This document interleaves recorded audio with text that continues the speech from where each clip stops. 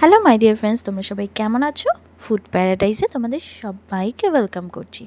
দেখো, পমফ্রেট মাছের একটা দারুণ রেসিপি দেখাবো। এই রেসিপিটা এত তাড়াতাড়ি রান্না হয়ে যায় আর খেতে এতটা ভালো লাগে, তোমরা একবার ট্রাই না করলে বুঝতে পারবে না। তো দেখো, আমার কাছে পমফ্রেট মাছ ছিল, তো পমফ্রেট মাছটা আমি হালকা করে, জানোই এই মাছগুলো কতটা নরম হয়, তো এক একটা করে ভেজে নিয়েছিলাম, কারণ এক একটা করে না ভাজলে ওগুলো ভেঙে যেত।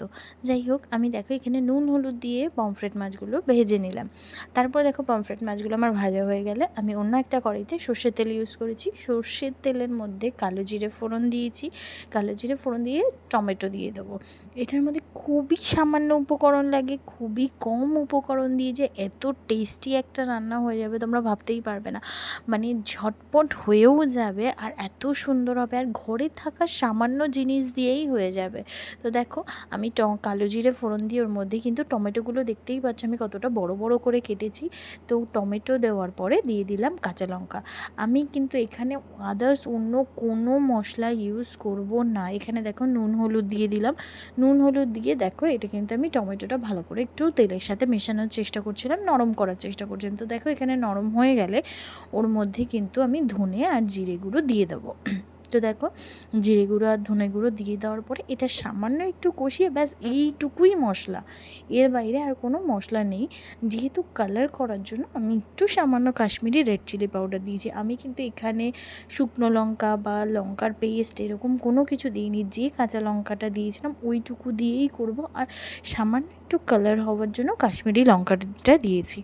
ব্যাস দেখতেই পাচ্ছ তরকারি গ্রেভির যে কালারটা কতটা সুন্দর এসছে। ব্যাস তারপরে জল দিয়ে দেবো, এত ব্যাস এই ছিল উপকরণ, আর কোনো কিছু না। আর তোমরা এটাই যতটা অল্প জল রাখবে ততটাই ভালো, কারণ এটা একটু মাখা মাখা খেতেই ভালো লাগে।